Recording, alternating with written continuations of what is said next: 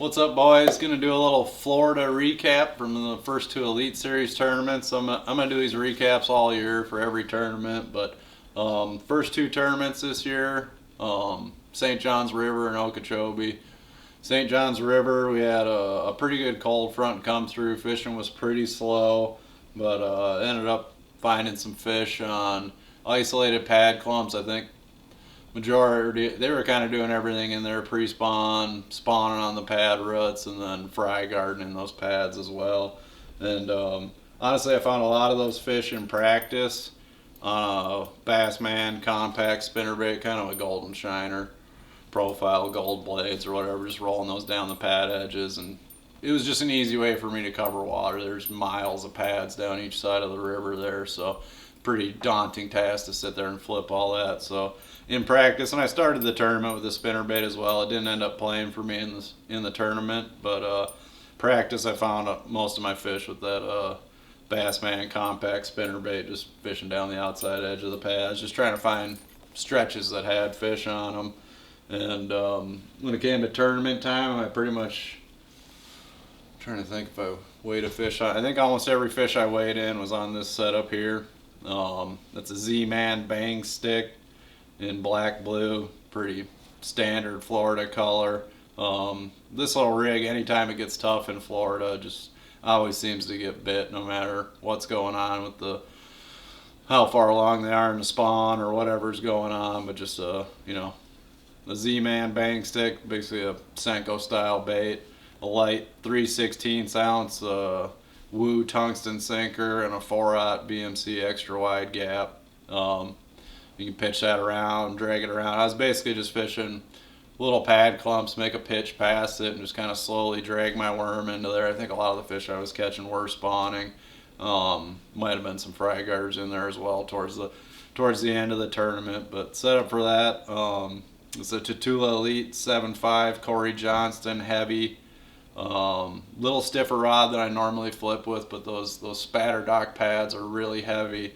I had to go up a rod size just to handle pulling fish out of that. And then another aspect of that was the 8-to-1 Tatula pitch and flip. I really like this big handle, oversized handle, big knobs on it. It allows you really need a lot more torque when you get around that kind of cover like pads and reeds, because you really got to wrench them out of there, cut through the stuff to get them in the boat. So that gives you a lot more leverage. Like I said, a little heavier than my normal flipping setup, but it's Florida, you're likely to hook a 7-8 pounder at any time, and fishing around those heavy pads, you need a little bit more rod and a little more powerful reel to get them out of there. Line 30-pound Suffix 832 braid. It's pretty much the only braid I use. I like it for flipping, pitching, punching, frogging, swim jigging, and really good on a spinning rod too. It's probably the most versatile braid out there as far as every application you could use for it. I had a 20-pound Suffix fluorocarbon leader. It's a 4/0 red line VMC extra wide gap hook, and just fish slow. I was really fortunate. Almost made the 10 cut there. Just came up a little bit short.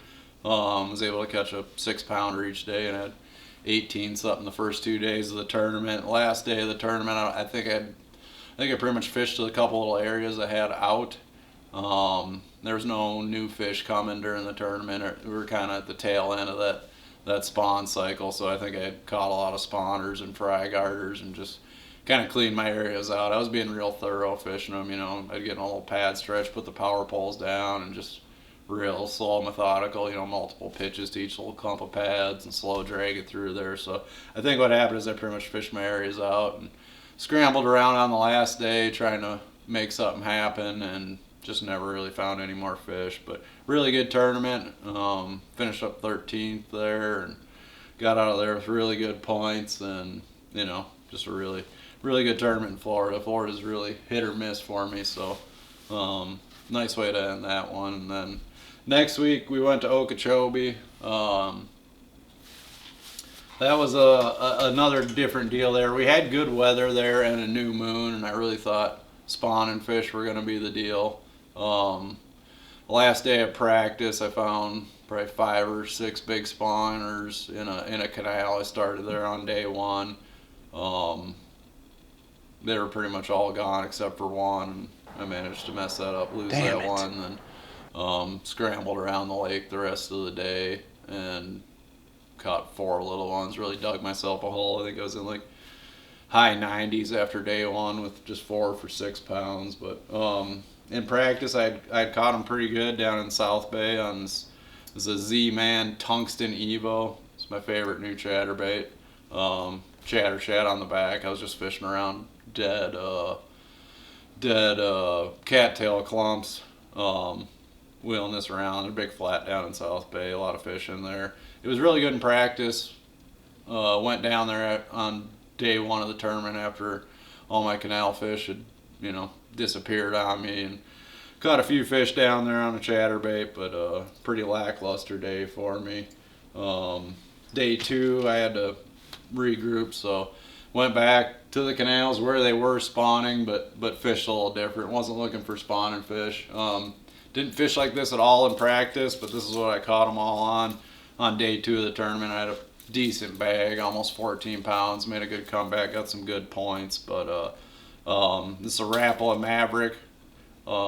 Just fished this kind of off the bank a little bit in the canals, just a little bit deeper water where they were spawning on the bank, and they had all left. So I think they'd kind of slid out and were kind of starting to float and hang around some deeper rock and some metal objects, little stuff for them to hold on off the river. But scoped a couple up on this and just caught some just casting around pretty looking shorelines with some rock and other stuff on it. But set up for this Tatula 100 12-pound Suffix fluorocarbon. I got this on the Tatula Elite Patrick Walters jerkbait rod. He has 2 of them. This is the non-AGS model. He has one with an AGS model as well, but the actions are a bit different on them. I prefer this one for jerking. It's a little more moderate, a little bit softer than his other version. This is the rod I used for this. Worked really well. Just fishing around post-spawn fish in those canals that were kind of hanging out a little bit deeper, and that's that matte shad color in the Maverick. That's probably my favorite one for largemouths, dirty or clear water. It doesn't seem to much matter. It's got some color to it, but it is translucent, so it looks really good in clear water, and they can still see it in dirty water. And something about that matte finish that just really works really well. But Okeechobee was kind of a bomb for me. I did have a little bit of a comeback on day 2 and salvaged some points, which left me somewhere in the 30s for points, so inside the classic cut, which I'm happy about. There's a lot of years I leave Florida and I'm 80th or 90th in the points, and kind of got to claw my way back uphill the rest of the year. So we're in a good position right now. Hopefully keep having good tournaments, make that classic. That's the end goal at the end of the year every year.